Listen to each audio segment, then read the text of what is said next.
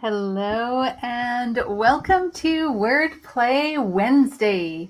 So glad you are here. We are going to have some fun with 3 words from the story, The 3 Trees. We're going to see how this anonymous author uses the words, how we can use them in our own writing and speaking, and some synonyms, some other words that are related that we might be able to swap out for these words. So if you are looking to increase your vocabulary, your reading comprehension, your speaking skills, you are in the right place. Let's get started.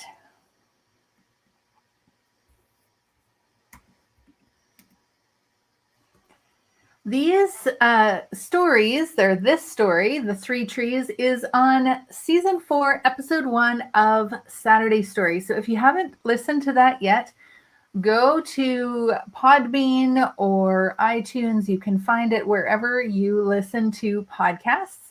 And I encourage you to subscribe to the channel so each week you will get the new story, so you'll know what stories are coming up, and you can start listening for words we might use in Wordplay Wednesday.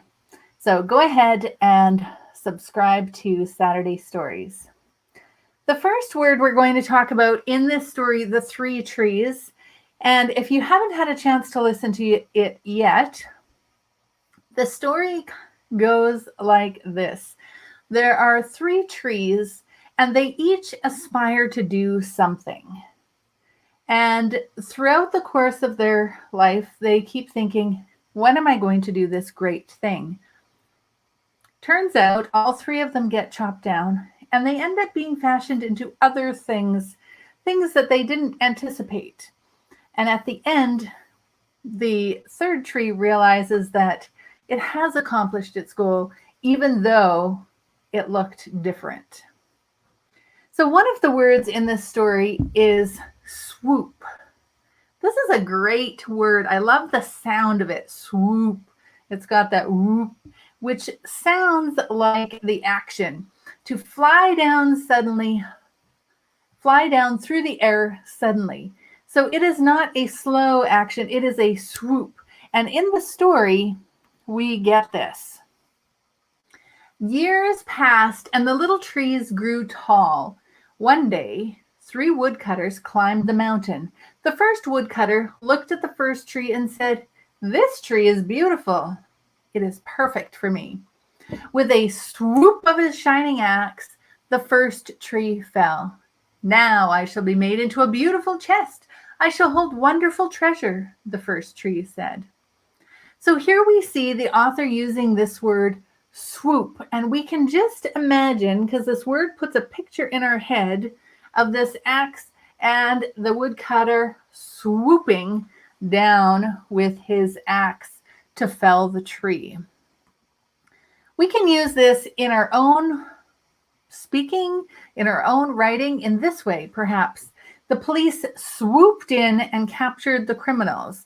So if we think about swoop, meaning to fly down through the air suddenly, sometimes it feels like somebody is swooping in, they are coming in quickly, and it's this feeling of unexpected. Especially when we think here, the police swooped in and captured the criminals. Now, there are a couple other words that we could experiment with. These are synonyms. Instead of swoop, we could say dive. So dive has that downward motion again. Descend, although descend, it seems to feel slower than swoop. Pounce. Pounce seems almost like 2 hands up and over ready to grab you. Drop. That seems like a little less, things are out of your control, whereas swoop is you're coming in and you are doing the action.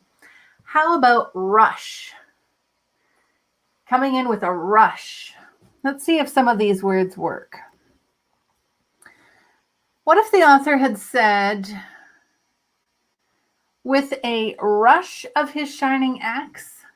Now, although it's a synonym, it doesn't really work here. So the author chose a better word. But when we say rush, we could say people rushed in or people swooped in, but in the context with the axe, it doesn't make sense. How about pounce? If I said with a pounce of his shining axe, a pounce is more, you think of like a dog pouncing on something. You don't generally think of an axe pouncing on something. So we can see that although we have synonyms for this word swoop, we wouldn't want to just interchange that word without some thought. So when you're expanding your vocabulary, it's great to have some synonyms if we remember that the synonyms, they have their own nuances to their meaning, slightly different where they'll fit better in certain situations. Let's look at the next word, fashioned. And we're not talking about clothing fashion. We're talking about to make something from something else. To make something from something else. Let's see how this is used in the story. The first tree rejoiced when the woodcutter brought her to the carpenter's shop. Remember, she wanted to be made into this beautiful chest. Now let's see what's going to happen. But the carpenter fashioned the tree into a feed box for animals. The once beautiful tree was not covered with gold or filled with treasure. She was coated with sawdust and filled with hay for hungry farm animals. Here we have this word fashioned, to make something from something else. All right, let's see if that works. So we had the tree, and the tree was fashioned, was made into a feed box for animals. That works. Let's see how else we could use this word. Students fashioned the clay into small figures. So again, if we are making something from something else, this works. Students fashioned the clay. They made something from the clay. They had the clay and they made it into something else. But again, we have some synonyms. Construct, build, manufacture, make, create. Some of these are stronger verbs than others. They're action words. Let's see if we use the word construct. But the carpenter constructed the tree into a feed box for animals. Now, construct works, means he made it, he built it. The word fashioned has a little bit more care associated with it, as if it matters. Construct is more logical and less emotional. Same with manufacture. Manufacture gives me a picture of a factory. So we're making a bunch of these. We're manufacturing feed boxes, which is not really what's happening here. Even though we could use that word, it doesn't put the right picture in the reader's mind. So I think by using this word fashioned, the author has done a good job of putting a picture in our mind of the care the carpenter took to fashion, to make this tree into the feed box for animals. Even though it was a simple item, care was taken. Flinched. Here is our third word, flinched. To move suddenly because you were afraid of being hit. If you have ever had a baseball come at your face, you have flinched. And if you have not flinched, perhaps you need to check your reflexes. So when something is coming at us, generally we flinch. We move suddenly because we're being afraid of being hit or hurt.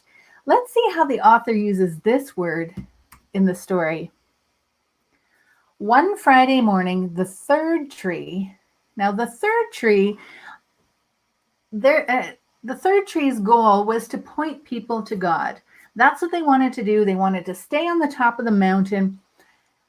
Instead, they were cut down and left in a lumber yard as beams. So one Friday morning, the third tree was startled when her beams were yanked from the forgotten woodpile.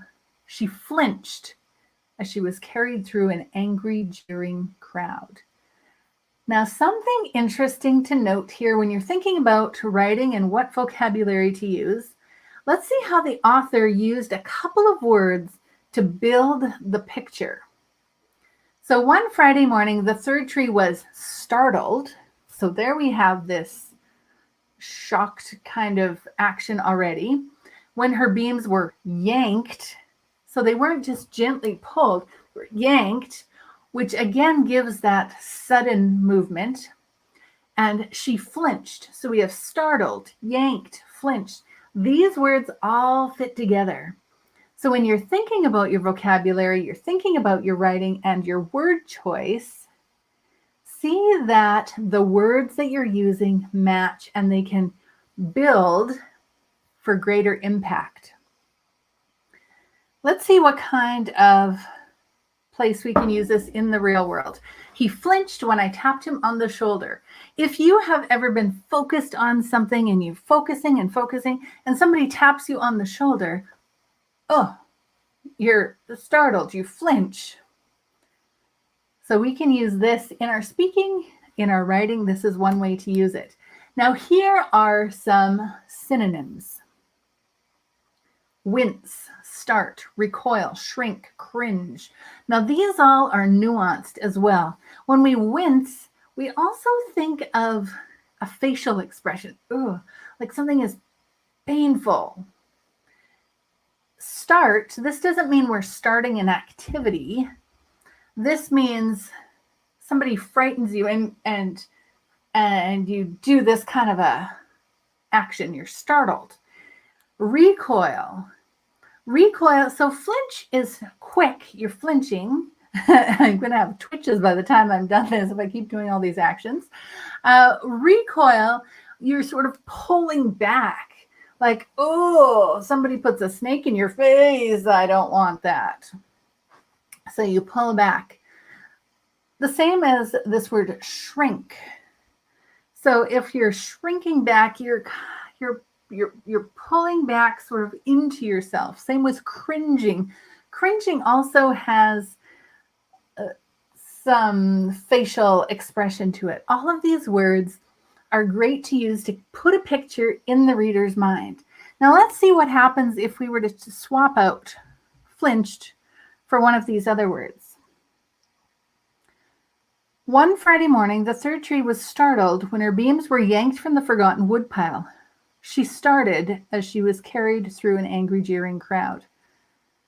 Because we already have startled, if I put started there, that doesn't really work.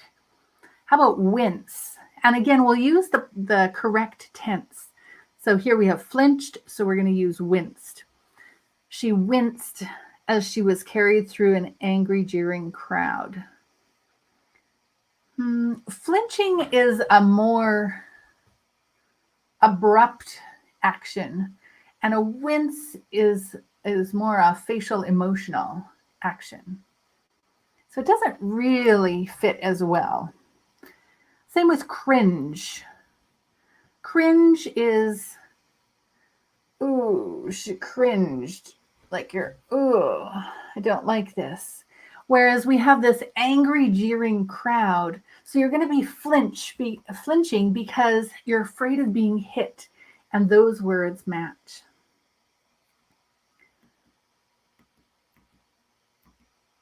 Here, let's have a little recap. Swoop, to fly down through the air suddenly.